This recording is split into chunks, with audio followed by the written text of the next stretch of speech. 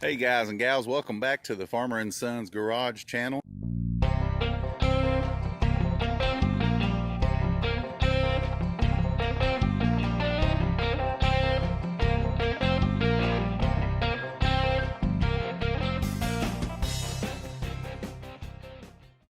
So this will be episode 8 on the pickle build, and this is going to be pretty much rust repair. That's kind of what the standstill we're at right now, is trying to get all the rusted areas that we need to patch. So we're going to just, there's no reason to really show welding up each one of these, but just like virtually everybody does. So we'll take a piece of cardboard or some kind of paper. So what we're doing is I've cut out some in here.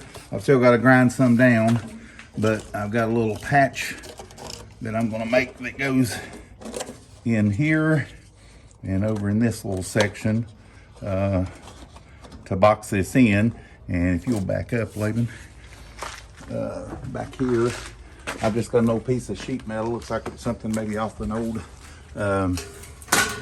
appliance, washer, dryer, or something, or so anyway, I'm gonna find a good spot and slap this down, and we'll just trace around that, cut this piece of metal out with the cutting wheel, and I'll weld that in, and once we get that in, I'll show you the finished product. So we're going to show a little bit of what we've patched, and you know this was totally eat out. So that little area in here, we put a patch panel in there. We patched in here. Did a patch over on that to fill all that in. So that's looking pretty good. And then on the other side, and I'll try not to move too fast here. Still got a hole above it I got to fix, but I've got a patch in right there. And I already showed you where I patched in over on the outside area here. So that's got part of that done. We'll get ready to drop the car on is what we're going to, well, we need to do the pie cuts on the back of the axle of the Crown Vic. That's maybe what we're going to do next. So I'm going to pause the video for now. Going for a ride. One last ride as a Crown Vic.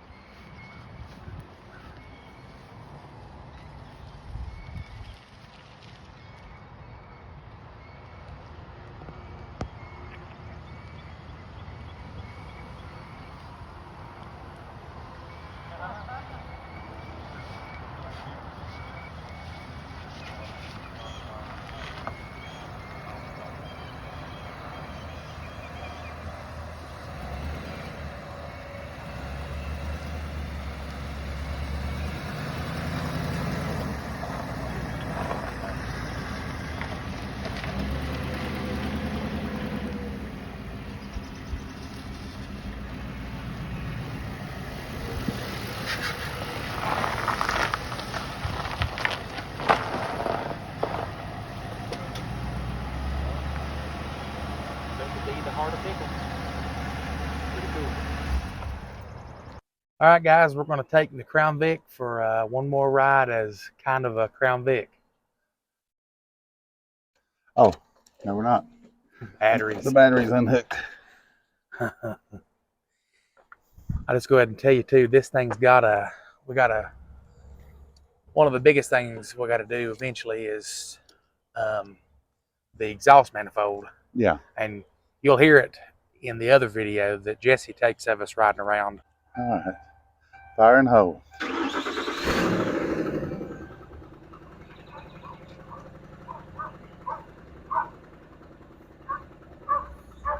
Your airbags and your low tire. I'm sure there's nothing hanging near the drive line. There's not. I can't imagine why we would have a low tire light. It has nothing to do with the fact that there's cords showing on all 4 of these Hancock County cop tires. Yeah.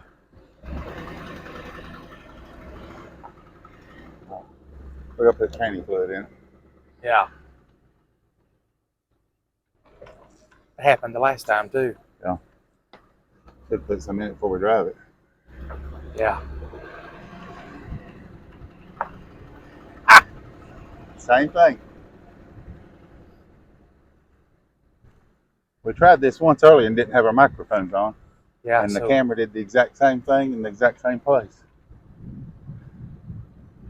We thought we'd shoot it again. We thought this was pretty funny.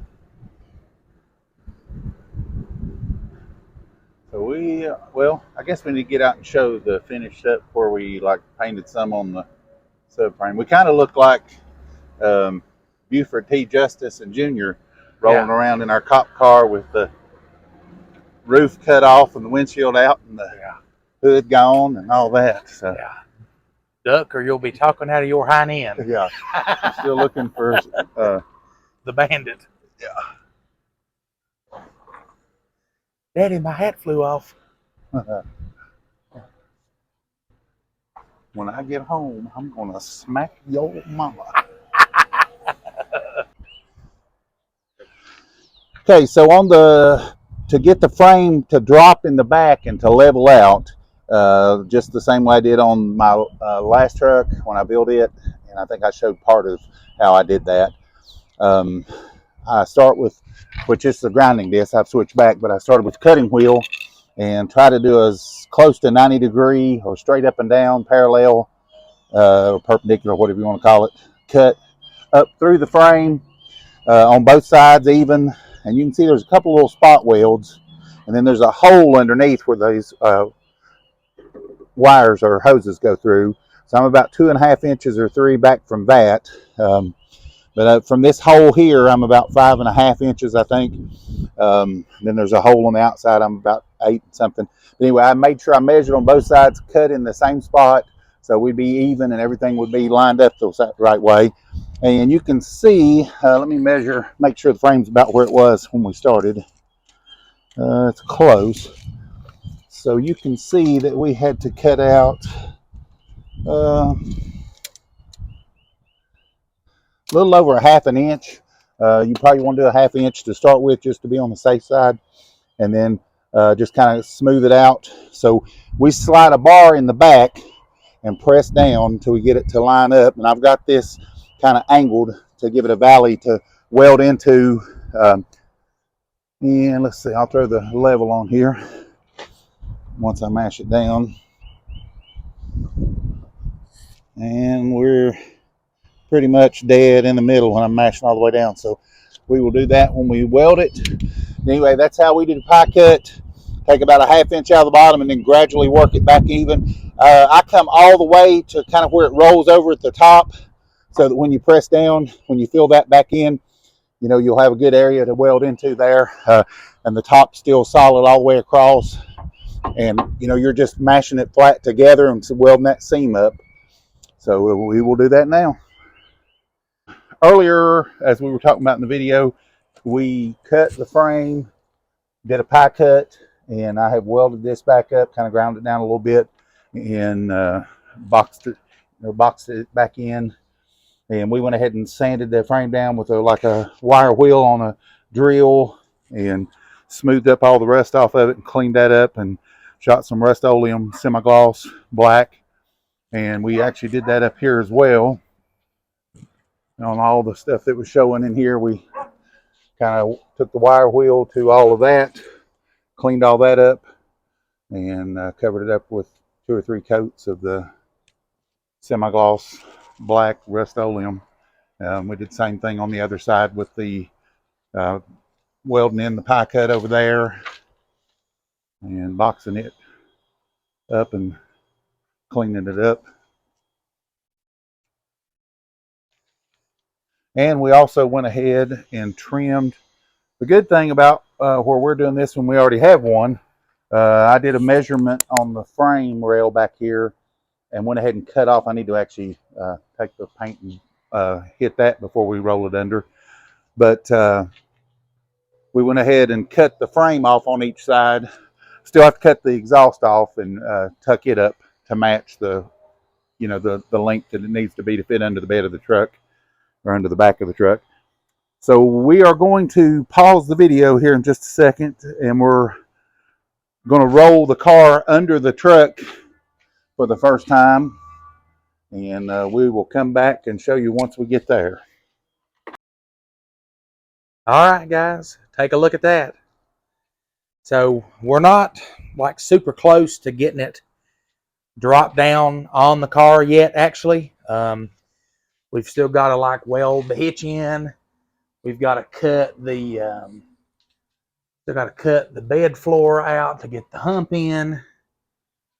We still got the truck dash in. That's got to come out. We got one more little place back here. We're just going to patch a little piece in along the back there. We've already talked about that before. The outer fenders have to come off. We've got to move the radiator back like everybody talks about. But really, just getting it in here just kind of shows us, reminds us, you know, we're a whole lot closer than we think we are in our minds when we talk about all this stuff. We're actually to the point where, you know, it's sitting under it. It's not sitting on it, but it's sitting under it. So we will end this video like we try to do all of ours with a Bible verse. So if you're not into that, you can go ahead and click off the video. I appreciate you watching up to this point and hope you enjoyed what we had. For those of you that are okay with the Bible verse, I appreciate you all sticking around and doing this. It's just something we feel led to do, and you know, to use our channel for the good, and for, you know, to kind of you know, shine the light of Christ, and you know, not be ashamed of Him. So along the lines of us working on this and, you know, keeping at it and keeping going, I'm going to use 2 Chronicles 15:7, and I want to encourage you not to give up. Keep working on whatever you're working on. If you got projects, whatever it may be, just keep on keeping on and don't give up. 2 Chronicles 15:7 says, "But as for you, be strong and courageous, for your work will be rewarded." So I just wanted to pass that on and encourage you to keep going. Don't give up. What you're doing will be rewarded. If not here on earth, it will be in heaven. So thanks for watching. Appreciate you guys. Hopefully you'll like the video. Comment. We love when you guys comment. We try to respond to every one of the comments, and we appreciate that when you take the time to leave us a comment. We are making good progress. Hope to continue with that. And now, like I said, we've got it inside. We'll be able to work on it, rain or shine, and hopefully continue to make some more progress. So thanks for watching. God bless you guys.